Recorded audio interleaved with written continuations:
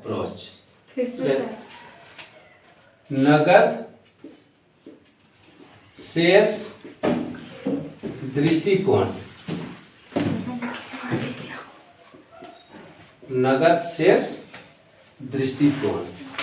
इससे पहले क्या थ्योरी देखे थे हम लोग? ट्रांजैक्शन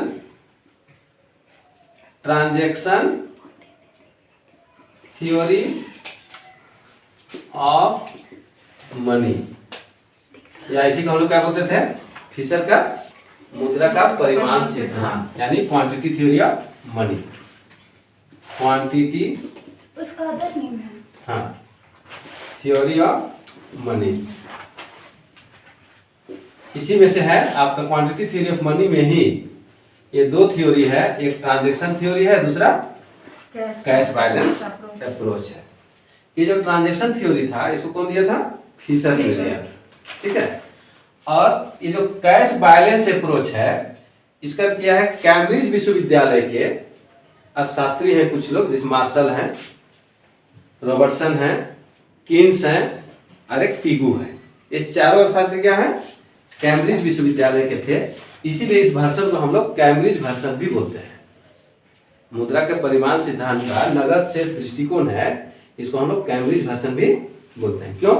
क्योंकि इस नगद कैश बैलेंस अप्रोच को देने वाले अर्थशास्त्री मार्शल, रॉबर्टसन, पिगू अरे कीन्स, ये चारों अर्थशास्त्री कहाँ के थे? कैम्ब्रिज विश्वविद्यालय के थे, इसीलिए इसका नाम रख दिया गया है कैम्ब्रिज भाषण, ठीक है। इसमें और इसमें दोनों में अंतर क्या है? ये जो है मुद्रा की मांग के संबंध में जो बोला था, लोग मुद्रा की मांग इसलिए करते हैं क्योंकि मुद्रा एक विनिमय का माध्यम है। क्लियर है? तो मुद्रा विनिमय का माध्यम है। ये लोग का कहना है कि मुद्रा का काम जो है केवल वस्तुओं को खरीदने के लिए ही है, कोई उसका कोई दूसरा प्रयोजन नहीं है। लेकिन बाद में इन अर्थशास्त्रियों ने मार्शल, रॉबर्टसन, पिगू और कीन्स, इन चारों अर्थशास्त्रियों का कहना है कि मुद्रा का काम केवल विनिमय का माध्यम नहीं है, केवल विनिमय का काम नहीं करता है, बल्कि मुद्रा को लोग अपने पास नगद रूप में भी रखते हैं। क्यों रखते हैं? उसके पीछे कीन्स कुछ बाद में उसकी चर्चा करेंगे हम लोग लिक्विडिटी प्रेफरेंस थ्योरी में, कि मुद्रा को लोग इसलिए रखते हैं ताकि लोगों का जो तीन उद्देश्य बताए थे वो, एक ट्रांजैक्शन मोटिव, दूसरा प्रिकॉशनरी मोटिव और एक स्पेकुलेटिव मोटिव। मतलब ट्रांजैक्शन मोटिव लेन देन उद्देश्य, आकस्मिक उद्देश्य और सट्टा उद्देश्य। ये दोनों पहले से हम लोग चर्चा की हुई है पहले से। तो उन उद्देश्यों से लोग क्या करते हैं? अपने पास मुद्रा रखते हैं। अब हम लोग जानते हैं कि कल भी देखे थे हम लोग, मुद्रा का मूल्य जो होता है कैसे निर्धारित होगा? मुद्रा की मांग और पूर्ति की शक्ति से। जिस तरह से किसी वस्तु का मूल्य का निर्धारण होता है उसकी मांग और पूर्ति की सापेक्षिक शक्ति द्वारा, ठीक उसी तरह से मुद्रा का मूल्य जो होगा मुद्रा की मांग और पूर्ति की सापेक्षिक शक्ति द्वारा ही होगा। क्लियर है? दो चीज ध्यान रखिएगा, यहाँ पर मुद्रा की मांग ट्रांजैक्शन थ्योरी ऑफ मनी में या क्वांटिटी थ्योरी ऑफ मनी जो फिशर्स का है उसमें मुद्रा की मांग लोग इसलिए करते हैं ताकि कोई वस्तु और सेवाओं को खरीद सके। क्लियर है? यहाँ लोग मुद्रा की मांग इसलिए करते हैं ताकि उस मुद्रा को अपने पास रख सके। दोनों मुद्रा की मांग अलग अलग है। एक में लोग मुद्रा को खर्च करने के लिए मांग करते हैं और एक जगह बचत करने के लिए, जमा करने के लिए रखते हैं। इसका मतलब मुद्रा का दो गुण हो गया, एक मुद्रा बैठी हुई मुद्रा है और एक मुद्रा चलती हुई मुद्रा है या उड़ती हुई मुद्रा बोलते हैं उसको। तो मुद्रा का दो गुण हो गया, एक चपटापन, क्या बोलेंगे इसको? चपटापन। चपटापन मतलब बैठी हुई मुद्रा, हिलता नहीं है वो ना। एक होता है गोलापन, क्या होगा? गोलापन नहीं, फुटबॉल रखने वाला चलेगा, चलने वाला। सर सिक्का का पैसे कर दिया ऐसा थोड़ी होता है। यहाँ चलापन मतलब है जैसे हम चावल खरीदे, उस पैसा से तुम आटा खरीदी, उस पैसा से अगला साबुन खरीदा, उस पैसा से अगला लिपस्टिक खरीदी, उस पैसा से झुनझुना खरीदे। इस तरह से मुद्रा क्या हो रहा है? एक जगह से दूसरी जगह चल रहा है, मतलब velocity of circulation of money जिसको बोलते हैं। मुद्रा की चलन गति। तो मुद्रा की चलन गति मतलब चल रहा है, और एक मुद्रा क्या हो गया, बैठी हुई है, वो मेरा पॉकेट में है, मेरा बैंक में है, या तिजोरी में कहीं रखा हुआ है, उसको खर्च नहीं करना। उसको खर्च नहीं करना। समझ में आ गया? तो मुद्रा के दो गुण, एक चपटापन, दूसरा गोलापन। इसको लोग बोलते हैं, जो चपटापन इसको बोलते हैं बैठी हुई मुद्रा, और इसको लोग बोलते हैं उड़ती हुई मुद्रा। मुद्रा दो तरह का हो गया, एक बैठी हुई मुद्रा, एक उड़ती हुई मुद्रा। तो नाम से ही पता चल रहा है नगद शेष दृष्टिकोण। नगद के रूप में क्या करना है, बचा के रखना, शेष बचा के रखना है, सबको खर्च नहीं करना। क्लियर है? तो आप ध्यान दीजिएगा, इसका मतलब है कि वैल्यू ऑफ मनी जो है, वैल्यू ऑफ मनी ये किस पर निर्भर करेगा, demand for money and supply of money. मुद्रा की मांग और मुद्रा की पूर्ति पर निर्भर करता है, क्योंकि मुद्रा का जो मूल्य होगा मुद्रा की मांग और पूर्ति के सापेक्षिक शक्ति द्वारा ही निर्धारित होगा। ठीक है? अगर इसमें परिवर्तन होना है, अगर वैल्यू ऑफ मनी अगर चेंज होगा, एक कब चेंज होगा, जब मुद्रा की मांग में चेंज होगा, परिवर्तन होगा, या मुद्रा की पूर्ति में परिवर्तन होगा, या दोनों में परिवर्तन होगा। हो सकता है ना? मतलब मुद्रा के मूल्य तभी परिवर्तित होगा जब मुद्रा की मांग और पूर्ति में परिवर्तन होगा। ठीक है? चलिए मान लिया जाए थोड़ी देर के लिए, if supply of money is constant, मुद्रा की पूर्ति जो है क्या है, स्थिर है, लेकिन बट ये डिमांड फॉर मनी क्या हो रहा है, चेंज हो रहा है, चेंज हो रहा है। तब क्या होगा, वस्तु और सेवाओं को मांग घटेगा या बढ़ेगा, अब दोनों अलग अलग बोल दिया आपको, एक बढ़ेगा एक घटेगा, तो वही तो होगा। सही कौन है, दोनों सही कौन, डिमांड फॉर मनी में इसमें परिवर्तन हो रहा है, तो वस्तु और सेवाओं की मांग में भी परिवर्तन होगा।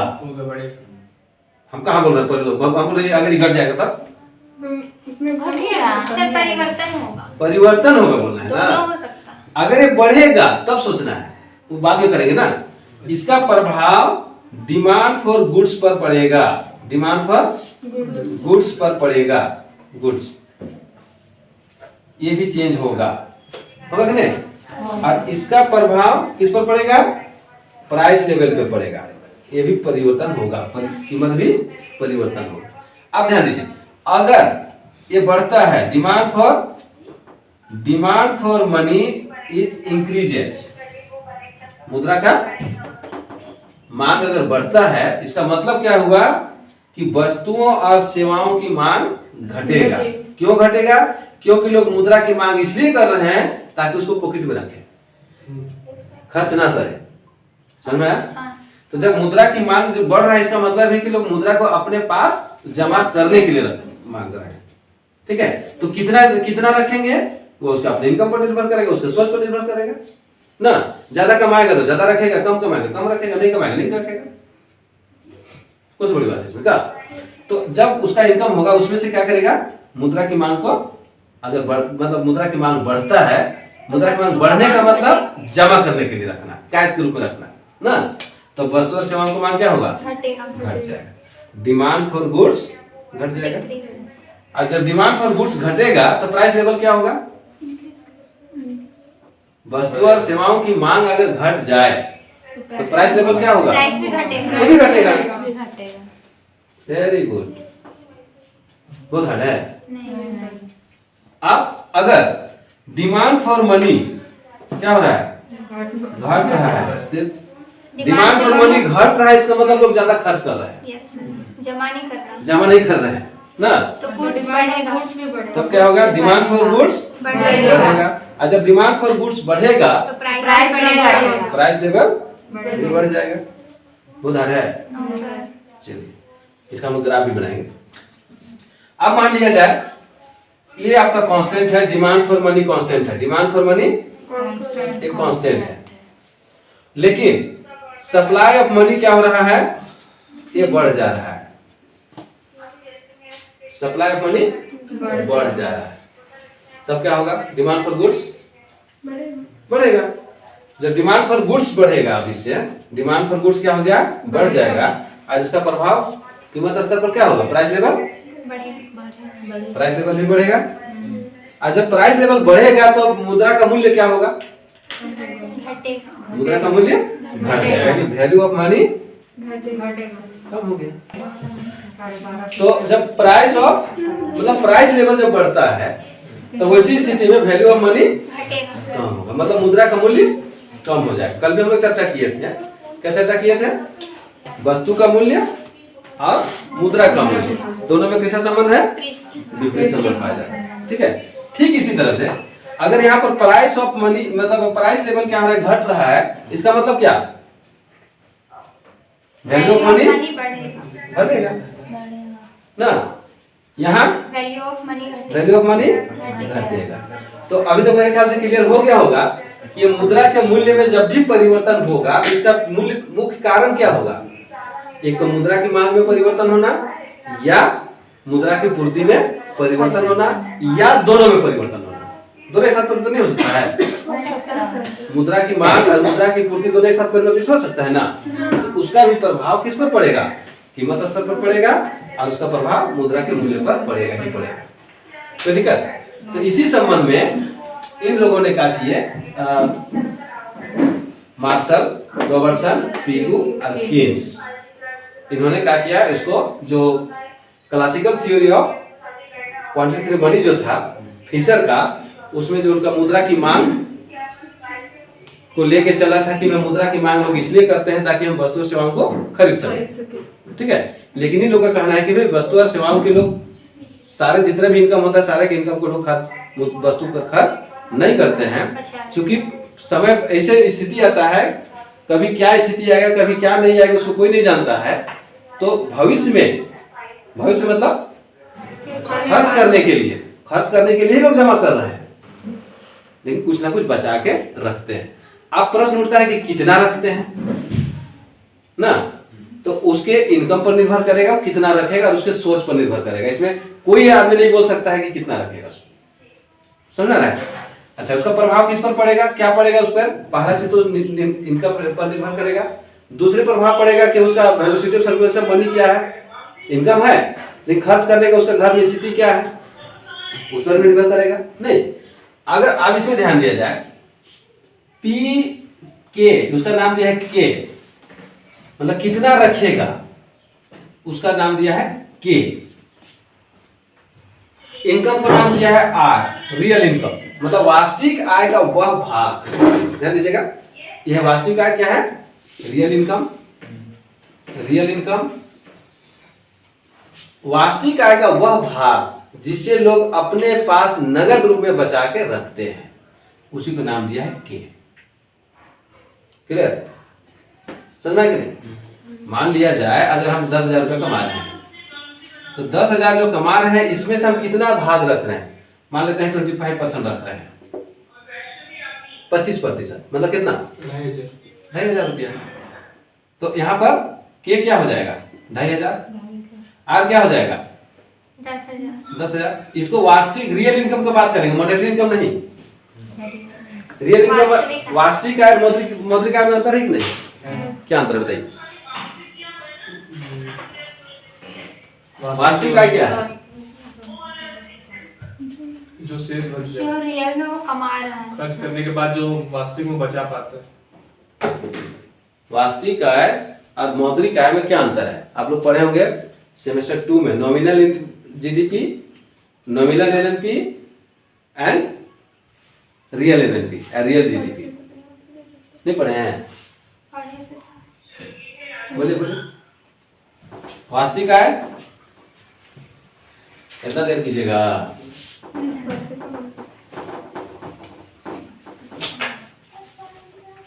वस्तुओं एवं सेवाओं की वह मात्रा जिसे मौद्रिक आय से खरीदा जा सकता है, मौद्रिक आय से खरीदा जा सकता है। मौद्रिक आय क्या है? मौद्रिक आय पैसा, रुपया।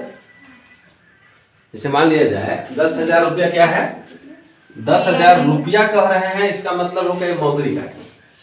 हम काम कर रहे हैं, हम उसके बदले में हमको मिलता है 10,000 में, अब वो 10,000 क्या हो गया, मौद्रिक आय। वास्तविक आय क्या होगा? उस 10,000 से हम क्या क्या वस्तु या सेवा खरीद सकते हैं। ठीक है सुबह? कहीं हम रूम में रेंट दे रहे हैं, रूम रेंट दे रहे हैं, मान लेते हैं 2,000 रुपया, ठीक है?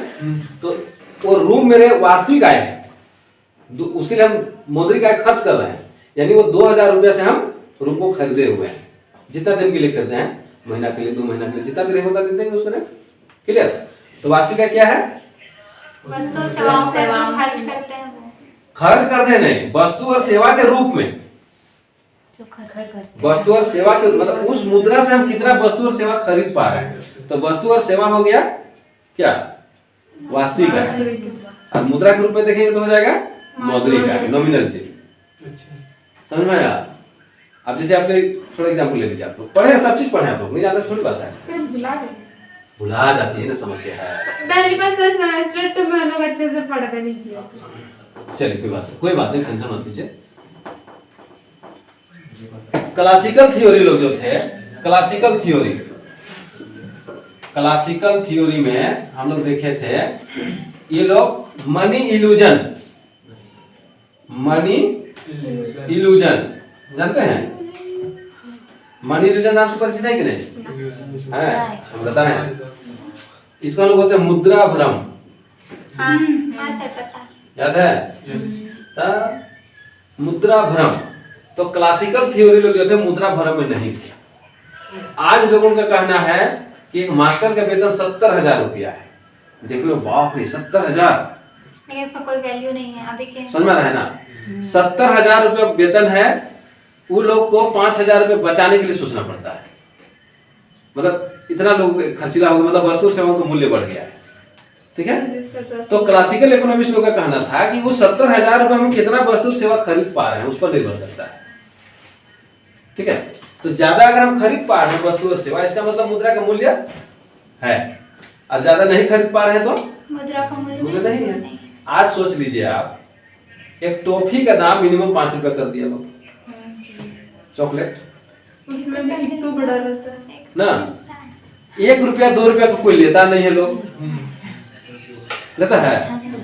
और जब हम छोटे थे, स्कूल में थे, उसमें 5 पैसा में हम चॉकलेट बेचते थे, पॉकेट में ले जाते थे स्कूल। हाँ, अपने दोस्तों के बीच में ही बेचते थे, 5 पैसा 10 पैसा का, 1 रुपया में 20 चॉकलेट मिल जाता था। समझ आ रहा है? आज वही टॉफी का दाम हो गया 1 रुपया। इस समय हम 5 पैसा में उसको बेचते थे, खाते थे, उसका दाम हो गया है 1 रुपया। मतलब कई गुना बढ़ गया, 20 गुना टॉफी का दाम। आज लोग लेता नहीं है। 5 पैसा 10 पैसा तो कहाँ उड़ गया पता नहीं चल रहा है। 50 पैसा भी उड़ गया, नहीं उड़ा? तो अगर हम लोग के पास उस समय 50 पैसा 25 पैसा रहता ना, वाह 50 पैसा है, लेकिन अब 50 रुपया भी तो कोई फर्क नहीं पड़ रहा है। सही बात है। देखो जेरोक्स कॉपी निकाल रहे तो बोला सर 5 रुपए लेंगे, कॉपी निकालिएगा तो सोचिए तो, बढ़ गया। एक से एक है। इसीलिए सोच रहे हैं ना सर, हम लोग अपने से लिखेंगे जेरोक्स को। असम में क्या कर रहे सो? तो मनी इल्यूजन, क्लासिकल थ्योरी इस पर नहीं थे, इसीलिए वो लोग को क्या बोल रहे थे, वस्तु विनिमय प्रणाली ही ठीक है। मुद्रा जो आ गया, मुद्रा आया क्या, वो लोगों को एक तो लड़ा रहा है, दूसरी बात है कि लोगों को मतलब उसकी जो क्रय शक्ति की जो क्षमता है उसकी जो उसको डेमोलाइज कर रहा है। मुद्रा के कारण ही लोग चोरी डकैती गुंडागर्दी कर रहे हैं, कर रहे हैं कि नहीं कर रहे हैं?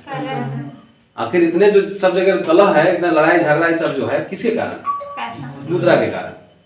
नहीं, घर में भी लड़ाई हो रहा है, बाप बेटा में, माँ भाई में, सर जमीन के लिए, भाई भाई में जो लड़ाई हो रहा है, उसके पीछे कारण क्या है? मुद्रा। जमीन तो आखिर जमीन के लिए लोग पहले नहीं लड़ते थे। आप जमीन ले भी लीजिएगा ना, तो उसमें जाकर खेती थोड़ी कीजिएगा, उसको बेचिएगा तो बेचने से पैसा मिलेगा, पैसा मिलेगा, कारण तो मुद्रा हो गया ना। तो ये मुद्रा इस तरह से है, इसीलिए क्लासिकल थ्योरी लोग जो कहा है मुद्रा, इसीलिए उसको बोलते हैं मुद्रा भ्रम की स्थिति जो है मत पालिए। उसको वास्तव में कितना उसका मूल्य कितना वो खरीद पा रहा है उसको ध्यान में रखिए। ठीक है? तो यहाँ पर जो बचाने की जो बात हो रहा है रियल इनकम को, तो वास्तविक आय का वह भाग जिसे लोग अपने पास नगद रूप में रखना चाहते हैं, उसी को के कहा है। ठीक है? अगर के ज्यादा रखेंगे, के मतलब वास्तविक आय का ज्यादा इनकम लोग रखेंगे, जमा करके रखेंगे, तो वेलोसिटी ऑफ सर्कुलेशन मनी क्या होगा? घटेगा या बढ़ेगा? घट जाएगा। घटेगा। इसका मतलब के और भी में विपरीत संबंध है कि नहीं? है। अगर v इक्वल टू 1/k होगा, k के बढ़ने से भी घटेगा। v घटेगा, मतलब वास्तविक आय का वह भाग जिसे लोग अपने पास नगद नगद रूप में रूप में रखते हैं। अगर ये बढ़ जाता है तो मुद्रा की चलन गति क्या हो जाएगा? कम घट जाएगा। होगा। क्यों कम हो जाएगा? क्योंकि ये k जो है बैठी हुई मुद्रा है। k क्या है? बैठी हुई मुद्रा है। बैठा हुआ क्या करेगा वो? हमारा पॉकेट में पैसा है, लेकिन हमारा उसका पॉकेट में पैसा है तो सामान कोई पहुंचा देगा क्या? नहीं। हम जब तक उसको खर्च करने के लिए तैयार नहीं होंगे तब तक हमारा सामान आएगा नहीं। कहीं कोई दिक्कत है? नहीं। तो यही हम लोग का अच्छा, ये व्यापार पर निर्भर करेगा। के और भी का मूल्य जो है व्यापार पर भी निर्भर करेगा। अगर व्यापार बहुत तेजी से चल रहा है तो ज्यादा बचत करेगा। तब क्या होगा? ज्यादा बचत करेगा। ज्यादा इनकम होगा ना। हाँ, इनकम ज्यादा होगा। व्यापार ज्यादा होगा तो इनकम ज्यादा होगा, इनकम ज्यादा होने से ये बढ़ेगा। क्लियर है? समय भी इसको प्रभावित करेगा। ज्यादा समय में अगर आपको पैसा मिलता है, जैसे हम कर रहे हैं, हम लोग को 6 महीने बाद एक बार मिलता है, साल भर में मिलता है ना। और साल भर में मिलता है तो कौन स्थिति में मिलता है? इतना लोग फ्रस्ट्रेट कर दिए हम लोग को, हालत खराब हो गया। तो लोगों को मजबूरन क्या करना पड़ता है? बहुत सारे खर्च को काट के भी कुछ पैसा रखना पड़ता है। पता नहीं बैंक कब मिलेगा नहीं मिलेगा, अगर नहीं मिला तो उसमें क्या स्थिति होगा ना। तो इनकम होने की जो रेंज होगा, जैसे मान लेते हैं यहाँ से यहाँ तक की दूरी है, 1 साल है मान लिया जाए ना। 1 साल में एक बार पैसा मिलेगा तो लोग क्या करेंगे? जो पैसा आएगा उसको धीरे धीरे धीरे कर खर्च करेंगे कि नहीं करेंगे? करेंगे। एक ही बार कर देंगे? नहीं करेंगे। अगर मान लेते हैं 6 महीना मिलता है, 2 भाग में मिलता है साल भर में, तब क्या होगा? 6 महीना। 3 महीना में मिलेगा तो 3 महीने का है। 1 महीना मिलेगा तो 1 महीना का। क्लियर है? अब जिसको पर मंथ मिलता है ठीक टाइम में 2 तारीख 3 तारीख को लोग क्या करते हैं? खुल के खर्च करते हैं। अरे 30 दिन का बताइए करेगा पैसा। समझ में आया? तो समय जितना ज्यादा रहेगा के का मूल्य उतना अधिक होगा, मतलब उतना अधिक लोग मुद्रा अपने पास रखेंगे। समय जितना कम होगा उतना कम लोग मुद्रा रखेंगे। अगर हमको रोज पैसा मिलेगा तो रोज खर्च करेंगे। रोज 1000 मिलेगा मान लिया जाए, तो 30,000 मिलेगा, लेकिन रोज 1000 मिलेगा ना, तो रोज 500 700 1000 900 रुपये खर्च करने में कोई दिक्कत है क्या? 1000 रुपये खर्च कर देंगे, कल तो 1000 आ ही जाएगा। समझ में आया? तो समय जितना कम रहेगा के उतना ही कम होगा, समय जितना ज्यादा रहेगा के उतना ही। समझ में आ गया? तो कैश बैलेंस अप्रोच का मेन थ्योरी पोर्शन यही हो गया आपका। अब इसको समझने के लिए लोगों ने क्या किया? ग्राफ का सहारा लिया, गणित का सहारा लिया। कोई दिक्कत?